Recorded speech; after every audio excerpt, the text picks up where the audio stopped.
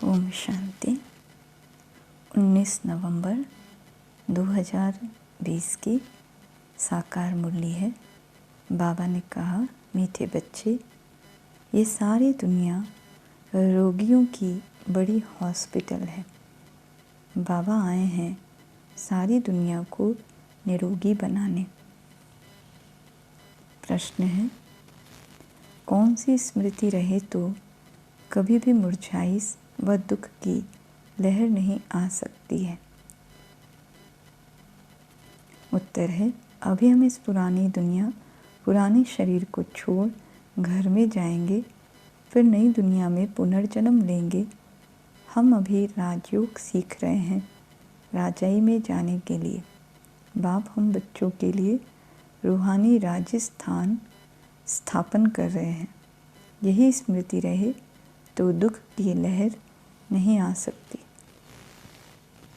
गीत है, तुम ही हो माता पिता, तुम ही हो। ओम शांति। गीत कोई तुम बच्चों के लिए नहीं है, नए नए को समझाने के लिए है। ऐसे भी नहीं कि यहाँ सब समझदार ही हैं। नहीं, बेसमझ को समझदार बनाया जाता है। बच्चे समझते हैं हम कितने बेसमझ बन गए थे। अब बाप हमको समझदार बनाते हैं। जैसे स्कूल में पढ़कर बच्चे कितना समझदार बन जाते हैं। हर एक अपनी अपनी समझ से बैरिस्टर, इंजीनियर आदि बनते हैं। यह तो आत्मा को समझदार बनाना है। पढ़ती भी आत्मा है शरीर द्वारा, परंतु बाहर में जो भी शिक्षा मिलती है वह है अल्पकाल के लिए शरीर निर्वाह अर्थ। भल कोई कन्वर्ट भी करते हैं, हिंदुओं को क्रिश्चियन बना देते हैं। किस लिए? थोड़ा सुख पाने के लिए, पैसे, नौकरी आदि सहज मिलने के लिए, आजीविका के लिए। अब तुम बच्चे जानते हो, हमको पहले पहले तो आत्माभिमानी बनना पड़े। यह है मुख्य बात, क्योंकि यह है ही रोगी दुनिया। ऐसा कोई मनुष्य नहीं जो रोगी नहीं बनता हो। कुछ न कुछ होता ज़रूर है। ये सारी दुनिया बड़े से बड़ी हॉस्पिटल है, जिसमें सब मनुष्य पतित रोगी हैं। आयु भी बहुत कम होती है। अचानक मृत्यु को पा लेते हैं, काल के चंबे में आ जाते हैं।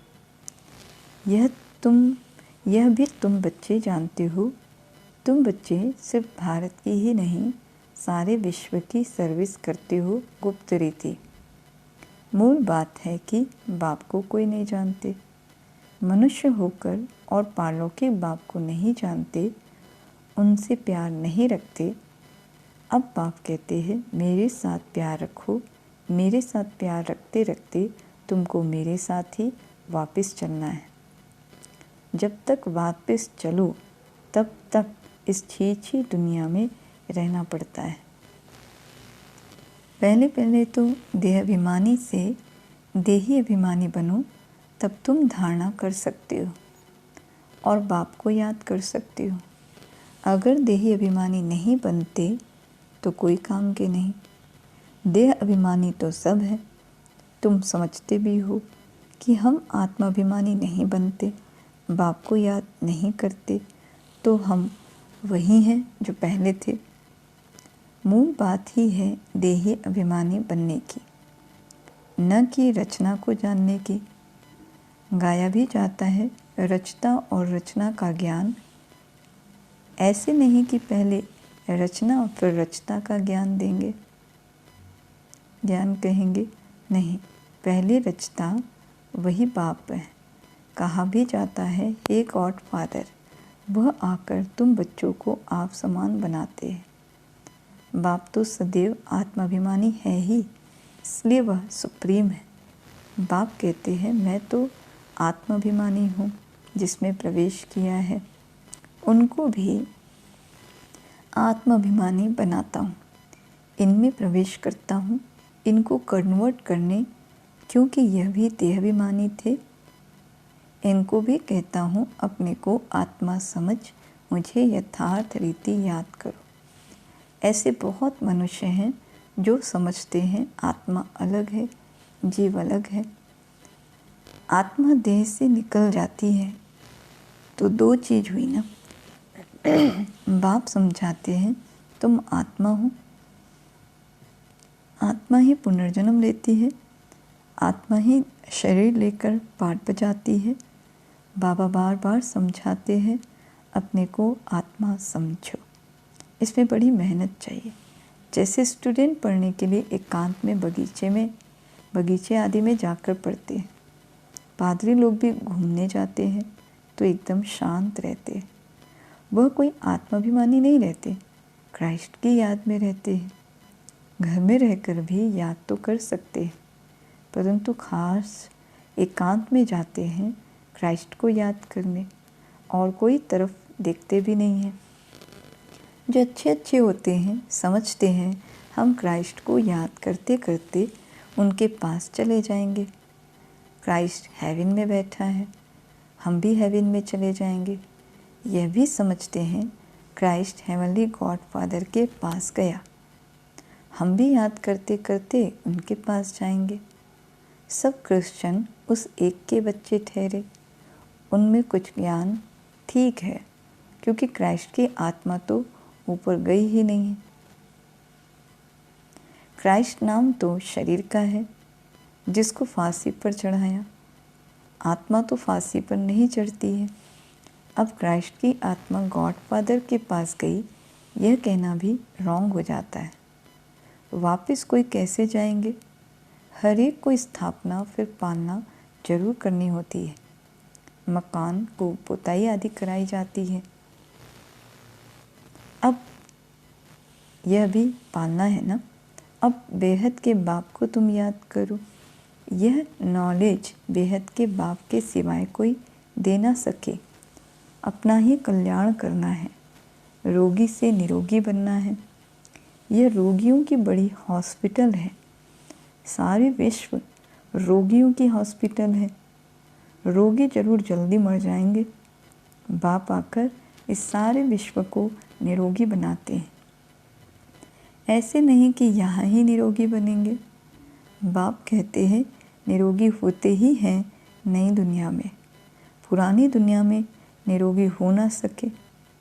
यह लक्ष्मी नारायण निरोगी एवर हेल्दी है। वहाँ आयु भी बड़ी होती है। रोगी विशेष होते हैं, वाइसेस रोगी नहीं होते। वह है ही संपूर्ण निर्विकारी। बाप खुद कहते हैं इस समय सारी विश्व खास भारत रोगी है। तुम बच्चे पहले पहले निरोगी दुनिया में आते हो, निरोगी बनते हो याद की यात्रा से। याद से तुम चले जाएंगे अपने स्वीट होम। यह भी एक यात्रा है, आत्मा की यात्रा है, बाप परमात्मा के पास जाने की। यह है स्पिरिचुअल यात्रा। आत्मा की यात्रा है, बाप परमात्मा के पास जाने की। यह है स्पिरिचुअल यात्रा। यह अक्षर कोई समझ नहीं सकेंगे। तुम भी नंबरवार जानते हो, परंतु भूल जाते हो। मूल बात है, यह समझाना भी बहुत सहज है, परंतु समझाए वह जो खुद भी रूहानी यात्रा पर हो। खुद होगा नहीं, दूसरे को बताएंगे तो तीर नहीं लगेगा। सच्चाई का जौहर चाहिए। हम बाबा को इतना याद करते हैं जो बस। स्त्री पति को कितना याद करती है। यह है पतियों का पति, बापों का बाप, गुरुओं का गुरु। गुरु लोग भी उस बाप को ही याद करते हैं। क्राइस्ट भी बाप को ही याद करते थे, परंतु उनको कोई जानते नहीं है। बाप जब आए तब आकर अपनी पहचान देवे। भारतवासियों को ही बाप का पता नहीं है तो औरों को कहाँ से मिल सकता। विलायत से भी यहाँ आते हैं योग सीखने के लिए। समझते हैं प्राचीन योग भगवान ने सिखाया। यह है भावना। बाप समझाते हैं सच्चा योग तो मैं ही कल्प कल्प आकर सिखलाता हूँ, एक ही बार। मुख्य बात है अपने को आत्मा समझ बाप को याद करो। इसको ही रूहानी योग कहा जाता है। बाकी सबका है जिस्मानी योग। ब्रह्म से योग रखते हैं, वह भी बाप तो नहीं है, वह तो महातत्व है, रहने का स्थान। तो राइट एक ही बाप है, एक बाप को ही सत्य कहा जाता है। यह भी भारतवासियों को पता नहीं कि बाप ही सत्य कैसे है। वही सचखंड की स्थापना करते हैं। सचखंड और झूठखंड। तुम जब सचखंड में रहते हो तो वहाँ रावण राज ही नहीं होता। आधा कल्प के बाद रावण राज झूठखंड शुरू होता है। सचखंड पूरा सतयुग को कहेंगे, फिर झूठखंड पूरा कलयुग का अंत। अभी तुम संगम पर बैठे हो, न इधर हो न उधर हो। तुम ट्रैवल यानी यात्रा कर रहे हो। आत्मा ट्रैवल कर रही है, शरीर नहीं। बाप आकर के यात्रा करना सिखलाते हैं। यहाँ से वहाँ जाना है, तुमको यह सिखलाते हैं। वह लोग फिर स्टार्स, मून आदि तरफ जाने की ट्रैवल करते हैं। अभी तुम जानते हो उनमें कोई फ़ायदा नहीं। इन चीज़ों से ही सारा विनाश होना है। बाकी जो भी इतनी मेहनत करते हैं सब व्यर्थ। तुम जानते हो यह सब चीज़ें जो साइंस से बनती है वह भविष्य में तुम्हारे ही काम आएगी। ये ड्रामा बना हुआ है। बेहद का बाप आकर पढ़ाते हैं तो कितना रिगार्ड रखना चाहिए। टीचर का वैसे भी बहुत रिगार्ड रखते हैं। टीचर फरमान करते हैं अच्छी रीति पढ़कर पास हो जाओ। अगर फरमान को नहीं मानेंगे तो नापास हो जाएंगे। बाप भी कहते हैं तुमको पढ़ाते हैं विश्व का मालिक बनाने। यह लक्ष्मी नारायण मालिक है, बल प्रजा भी मालिक है, परंतु दर्जे तो बहुत है ना। भारतवासी भी सब कहते हैं ना हम मालिक है। गरीब भी भारत का मालिक अपने को समझेगा, परंतु राजा और उनमें फ़र्क कितना है। नॉलेज से मर्तबे का फ़र्क हो जाता है। नॉलेज में भी होशियारी चाहिए, पवित्रता भी ज़रूरी है, तो हेल्थ वेल्थ भी चाहिए। स्वर्ग में सब है ना। बाप एम ऑब्जेक्ट समझाते हैं। दुनिया में और कोई की बुद्धि में यह एम ऑब्जेक्ट होगी नहीं। तुम फट से कहेंगे हम यह बनते हैं, सारे विश्व में हमारी राजधानी होगी। यह तो अभी पंचायती राज्य है। पहले थे डबल ताजधारी, फिर एक ताज, अभी 9 ताज। बाबा ने मुरली में कहा था यह भी चित्र हो डबल सिर ताज राजाओं के आगे सिंगल ताज वाले माथा झुकाते हैं। अभी बाप कहते हैं मैं तुमको राजाओं का राजा डबल सिर ताज बनाता हूँ। वह है अल्पकाल के लिए। यह है 21 जन्मों की बात। पहली मुख्य बात है पावन बनने की। बुलाते भी हैं कि आकर पति से पावन बनाओ। ऐसे नहीं कहते कि राजा बनाओ। अभी तुम बच्चों का है बेहद का संन्यास। इस दुनिया से ही चले जाएंगे अपने घर, फिर हेवन में आएंगे। अंदर में खुशी रहनी चाहिए। जबकि समझते हैं हम घर जाएंगे, फिर राजाई में आएंगे, फिर मुरझाई दुख आदि यह सब क्यों होना चाहिए। हम आत्मा घर जाएंगी, फिर पुनर्जन्म नई दुनिया में लेंगी। बच्चों को स्थायी खुशी क्यों नहीं रहती है। माया का अपोजिशन बहुत है, इसलिए खुशी कम हो जाती है। पतित पावन खुद कहते हैं मुझे याद करो तो तुम्हारे जन्म जन्मांतर के पाप भस्म हो जाएंगे। तुम सुदर्शन चक्रधारी बनते हो, जानते हो। फिर हम अपने राजस्थान में चले जाएंगे। यहाँ भिन्न भिन्न प्रकार के राजाएं हुए हैं। अब फिर रूहानी राजस्थान बनना है। स्वर्ग के मालिक बन जाएंगे। क्रिश्चियन लोग हेवन का अर्थ नहीं समझते। वह मुक्ति धाम को हेवन कह देते हैं। ऐसे नहीं कि हेवनली गॉड फादर कोई हेवन में रहते हैं। वह तो रहते ही हैं शांति धाम में। अभी तुम पुरुषार्थ करते हो पैराडाइज में जाने के लिए। यह फ़र्क बताना है। गॉड फादर है मुक्ति धाम में रहने वाला। हेवन नई दुनिया को कहा जाता है। फादर ही आकर पैराडाइज स्थापन करते हैं। तुम जिसको शांति धाम कहते हो उनको वो लोग हेवन समझते हैं। यह समझने की बात है, यह सब समझने की बात है। बाप कहते हैं नॉलेज तो बहुत सहज है। यह है पवित्र बनने की नॉलेज, मुक्ति जीवन मुक्ति में जाने की नॉलेज जो बाप ही दे सकते हैं। जब किसी को फांसी दी जाती है तो अंदर में यही रहता है, हम भगवान पास जाते हैं। फांसी देने वाले भी कहते हैं गॉड को याद करो। गॉड को याद जानते दोनों नहीं हैं। उनको तो उस समय मित्र संबंधी आदि जाकर याद पड़ते हैं। गायन भी है अंतकाल जो स्त्री सिमरे। कोई ना कोई याद जरूर रहता है। सतयुग में ही मोहजित रहते हैं। वहाँ जानते हैं एक खाल छोड़ दूसरी लेंगे। वहाँ याद करने की दरकार नहीं, इसलिए कहते हैं दुख में सिमरन सब करे। यहाँ दुख है इसलिए याद करते हैं भगवान से कुछ मिले। वहाँ तो सब कुछ मिला ही हुआ है। तुम कह सकते हो हमारा उपदेश है मनुष्य को आस्तिक बनाना, धनी का बनाना। अभी सब निधन के हैं, हम धन का बनते हैं। सुख शांति संपत्ति का वर्षा देने वाला बाप ही है। इन लक्ष्मी नारायण की कितनी बड़ी आयु थी यह भी जानते हैं।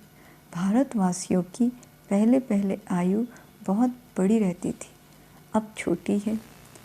क्योंकि बाबा कहते अब छोटी है। क्यों छोटी हुई है यह कोई भी नहीं जानते। तुम्हारे लिए तो बहुत सहज हो गया है समझना और समझाना, सो भी नंबरवार। समझानी हर एक की अपनी अपनी है। जो जैसी धारणा करते हैं ऐसे समझाते हैं। अच्छा, मीठे मीठे सीखी दधे बच्चों प्रति माता पिता बाप दादा का याद प्यार और गुड मॉर्निंग। रूहानी बाप की रूहानी बच्चों को नमस्ते और हम सब रूहानी बच्चों की रूहानी बाप दादा को याद प्यार गुड मॉर्निंग और नमस्ते नमस्ते नमस्ते। शुक्रिया बाबा, शुक्रिया आपका पदम पदम शुक्रिया जो आपने हमें अपना बना लिया, आप समान बना लिया। फिर धारणा के लिए मुख्य सार है। पहला, जैसे बाप सदैव आत्माभिमानी है ऐसे आत्माभिमानी रहने का पूरा पूरा पुरुषार्थ करना है। एक बाप को दिल से प्यार करते करते बाप के साथ घर चलना है। दूसरा, बेहद के बाप का पूरा पूरा रिगार्ड रखना है, अर्थात बाप के फरमान पर चलना है। बाप का पहला फरमान है बच्चे अच्छी रीति पढ़कर पास हो जाओ। इस फरमान को पालन करना है। फिर वरदान है सेंस और इसेंस के बैलेंस द्वारा अपनेपन को स्वाहा करने वाले विश्व परिवर्तक भव। सेंस और इसेंस के बैलेंस द्वारा अपनेपन को स्वाहा करने वाले विश्व परिवर्तक भव। सेंस अर्थात ज्ञान की पॉइंट्स समझ, और इसेंस अर्थात सर्वशक्ति स्वरूप स्मृति और समर्थ स्वरूप। सेंस अर्थात ज्ञान की पॉइंट्स समझ, और इसेंस अर्थात सर्वशक्ति स्वरूप स्मृति और समर्थ स्वरूप। इन दोनों का बैलेंस हो तो अपनापन व पुरानापन स्वाहा हो जाएगा। हर सेकंड, हर संकल्प, हर बोल, हर कर्म विश्व परिवर्तन की सेवा प्रति स्वाहा होने से विश्व परिवर्तक स्वतः बन जाएंगे। जो अपनी देह की स्मृति से ही स्वाहा हो जाते हैं उनके श्रेष्ठ वाइब्रेशन द्वारा वायुमंडल का परिवर्तन सहज होता है। जो अपनी देह की स्मृति सहित स्वाहा हो जाते हैं उनके श्रेष्ठ वाइब्रेशन द्वारा वायुमंडल का परिवर्तन सहज होता है। स्लोगन है प्राप्तियों को याद करो तो दुख व परेशानी की बातें भूल जाएगी। प्राप्तियों को याद करो तो दुख व परेशानी की बातें भूल जाएगी। अच्छा, ओम शांति, ओम शांति।